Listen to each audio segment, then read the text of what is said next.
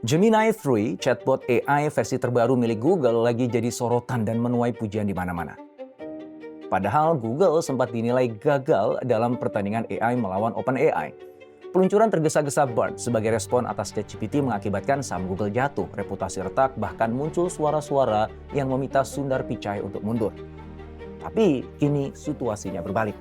Peluncuran Gemini 3 pada November lalu memukau banyak pihak. Kemampuan coding, desain, hingga analisisnya dinilai lebih unggul dari para pesaingnya. Saham Alphabet pun melonjak, bahkan melampaui kenaikan Nvidia dalam 1 tahun terakhir.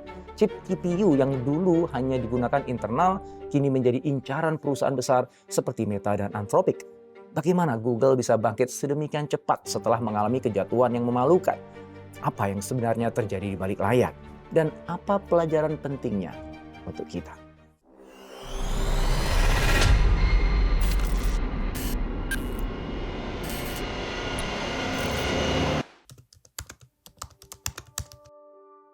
Sebelum ChatGPT mengubah dunia, Google sebenarnya sudah berada jauh di depan.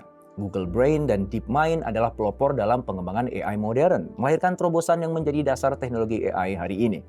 Namun justru karena terlalu berhati-hati menjaga bisnis inti mereka, terutama iklan pencarian, Google menahan diri untuk tidak merilis AI generatif secara luas ke publik. Segalanya berubah pada November 2022. ChatGPT meledak, memicu perubahan besar dalam cara orang mencari informasi. Google panik, status darurat diumumkan secara internal. Mereka tergesa-gesa merilis BARD untuk mengejar momentum, tapi karena disiapkan terlalu cepat, hasilnya menjadi salah satu peluncuran paling memalukan dalam sejarah Google.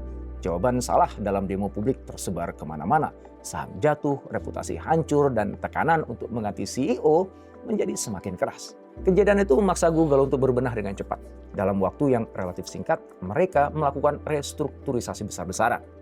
Google Brain dan DeepMind, dua tim AI terbesar mereka, digabungkan menjadi satu entitas bernama Google DeepMind yang lebih terfokus, lebih ramping, dan lebih agresif. Di bawah kepemimpinan Demis Hassabis, birokrasi dipangkas dan ritme inovasi dipercepat. Langkah strategis berikutnya muncul pada akhir 2023, peluncuran Gemini. Model ini secara resmi menggantikan BARD dan langsung menjadi pusat integrasi AI di seluruh ekosistem Google. Gemini mulai ditanamkan ke Search, Gmail, hingga YouTube, membuat AI bukan hanya chatbot, tetapi bagian alami dari aktivitas miliaran pengguna setiap hari.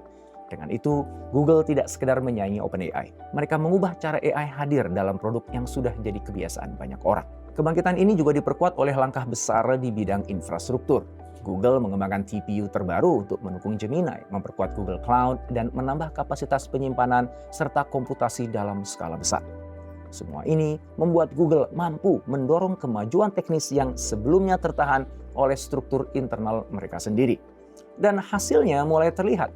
Selama setahun terakhir, saham Alphabet melejit hampir 82%, memisahkan diri dari kompetisi Magnificent Seven, dan bahkan melampaui lonjakan Nvidia yang sekitar 27%. Banyak analis mulai melihat Google sebagai raksasa tidur yang akhirnya bangun dan mulai berlari kencang di arena AI.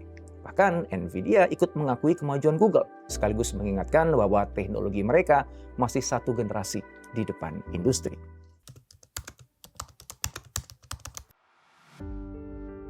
Kebangkitan Google dapat dipahami melalui perspektif late mover advantage. Meski terlihat seperti pecundang di awal, posisi sebagai pemain yang tertinggal justru memberi Google kesempatan untuk mengamati dinamika pasar, mempelajari apa yang berhasil dan apa yang gagal dari para pesaingnya. Peluncuran BARD yang terburu-buru memberi Google pelajaran paling mahal, bahwa AI generatif tidak bisa dikembangkan dengan pola pengambilan keputusan lama.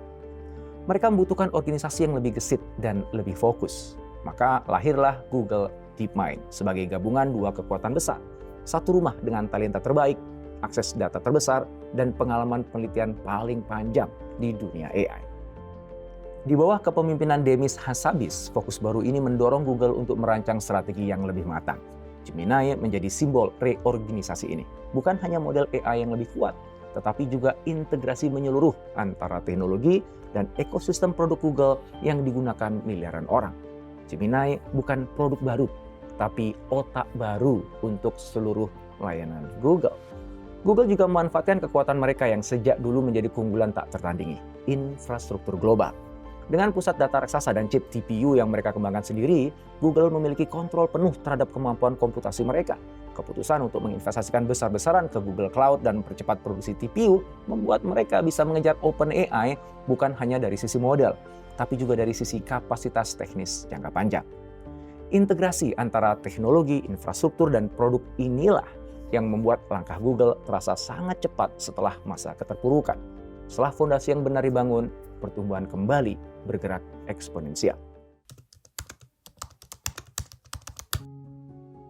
Meski Google bangkit, posisinya belum sepenuhnya aman. Di sisi konsumen, gambaran kompetisi tidak sesederhana yang terlihat. Google menyatakan bahwa 650 juta orang telah memakai aplikasi Gemini. Tapi OpenAI mengklaim ChatGPT memiliki 800 juta pengguna mingguan. Dari sisi unduhan aplikasi, Sensor Tower mencatat bahwa pada Oktober, Gemini diunduh 73 kali, masih di bawah ChatGPT yang mencapai 93 juta. Pangsa pasar juga menunjukkan kesenjangan yang besar. SimilarWeb mencatat bahwa versi web Gemini hanya memiliki sekitar 153 juta kunjungan bulanan, sementara ChatGPT mencapai 1,1 miliar. Bahkan dalam beberapa bulan terakhir, pertumbuhan penggunaan ChatGPT masih lebih cepat dibandingkan Gemini. Artinya, meski Google mulai menang di teknologi dan bisnis, dominasi ruang AI konsumen tetap berada di tangan OpenAI. Persaingan ini tidak hanya terjadi di permukaan. Di dapur teknologi, pertarungan modal menjadi semakin brutal. OpenAI terus meningkatkan kualitas GPT, termasuk memperbarui GPT-5 agar terasa lebih hangat dan lebih nyaman untuk percakapan sehari-hari. Para analis memprediksi bahwa pertarungan AI kelas atas akan sangat ditentukan oleh siapa yang sanggup menghabiskan uang paling banyak. 4 raksasa, Google, Meta, Microsoft, dan Amazon diperkirakan menghabiskan total hingga 380 miliar dolar tahun ini untuk belanja teknologi aja. Bahkan ada pandangan bahwa model AI pada akhirnya bisa menjadi komoditas dengan kualitas yang hampir setara dari beberapa pemain besar. Bagi Google, ini berarti mereka harus terus menggandakan kapasitas server setiap 6 bulan agar Gemini dapat berjalan stabil. Dan meskipun TPU mereka mulai banyak dibicarakan, Nvidia masih menguasai lebih dari 90% pasar chip AI. Dengan tekanan sebesar ini, Google harus memastikan bahwa kebangkitan mereka bukan hanya fase sementara, tetapi dapat terus bertahan dalam kompetisi maraton AI jangka panjang. Agar kebangkitannya tidak terhenti di tengah jalan, Google perlu melakukan 3 langkah penting. Pertama, memperkuat pengalaman pengguna. Gemini tidak boleh hanya terlihat hebat di benchmark. Ia harus terasa sangat membantu dalam kehidupan sehari-hari. Integrasi ke Gmail, Search, dan YouTube harus membuat pengguna merasa bahwa AI adalah asisten alami, bukan fitur tambahan yang sulit dimanfaatkan. Kedua, Google harus memperluas ekosistem. Artinya, Gemini harus menjadi platform yang membuka peluang kolaborasi dengan developer dan juga perusahaan lain. Dengan memberikan alat, API, dan insentif yang menarik, Google bisa menciptakan jaringan inovasi berbasis Gemini yang semakin sulit disaingi. Semakin banyak pihak yang menumpukan solusi mereka pada Gemini, maka semakin kokoh posisi Google. Ketiga, investasi infrastruktur harus terus berjalan. TPU harus semakin kuat, Google Cloud harus semakin cepat, penyimpanan dan komputasi harus semakin besar. Inovasi teknis tidak boleh berhenti karena ini adalah fondasi utama untuk bersaing di kelas tertinggi AI. Jika 3 langkah ini dijaga dengan disiplin, Google punya peluang besar untuk tidak hanya bangkit, tapi memimpin lagi. Kebangkitan Google mengajarkan 3 hal. Pertama, menjadi juara di awal bukanlah jaminan kemenangan jangka panjang. Google sempat tertinggal, tapi ketika fondasi mereka digerakkan dengan benar, arah permainannya berubah. Yang penting bukan siapa yang mulai duluan, tapi siapa yang siap bertahan paling lama. Kedua, kemenangan seringkali datang ketika kita berhenti terobsesi pada pesaing dan mulai melihat kekuatan internal. Begitu Google kembali percaya pada talenta, data, dan infrastrukturnya sendiri, langkah mereka jadi lebih tenang dan lebih tajam. Ketiga, teknologi sehebat apapun tidak berarti apa-apa jika tidak diterima pengguna. Google baru benar-benar pulih ketika memastikan AI mereka relevan dalam kehidupan sehari-hari. Ide besar hanya bernilai ketika berhasil menyentuh pengguna, bukan hanya tampil mengagumkan di panggung demo. Akhirnya, cerita comeback Google bukan sekedar tentang teknologi. Ini tentang kekuatan untuk bangkit ketika dunia meragukan kita. Tentang keberanian untuk merapikan fondasi meski sedang berada di bawah tekanan. Tentang keyakinan bahwa ketertinggalan bukan akhir, tapi titik mula dari lari yang lebih kencang. Kalau Anda sedang berada pada fase ketika semuanya terasa berat, tertinggal, kehilangan arah, atau diremehkan, ingatlah bahwa comeback bukanlah privilege raksasa teknologi. Setiap orang punya versinya sendiri-sendiri. Dan bisa jadi, langkah kecil yang Anda ambil hari ini adalah awal dari kebangkitan besar Anda berikutnya.